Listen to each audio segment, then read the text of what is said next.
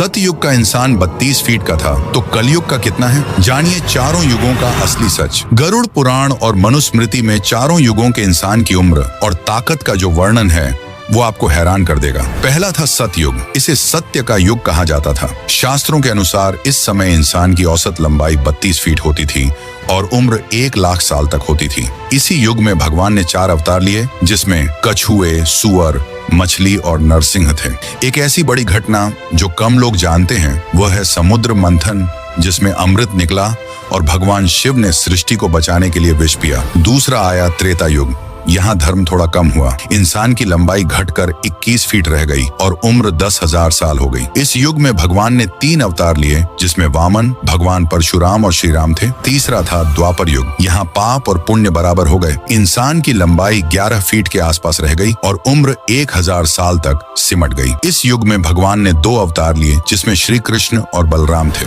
और अब है कलयुग। यह पाप का युग है। यहाँ इंसान की औसत लंबाई सिर्फ 5 से 6 फीट रह गई है और उम्र 100 साल और अब तो 60 से 70 साल ही रह गई है। पुराणों में लिखा है कि कलयुग के अंत तक इंसान की उम्र सिर्फ 20 साल रह जाएगी और कद केवल 1 फीट का होगा। क्या आपको लगता है कि कलयुग का अंत पास आ रहा है? कमेंट में बताइए और ऐसी ही रहस्यमयी और शास्त्रों पर आधारित जानकारी के लिए चैनल सब्सक्राइब करें।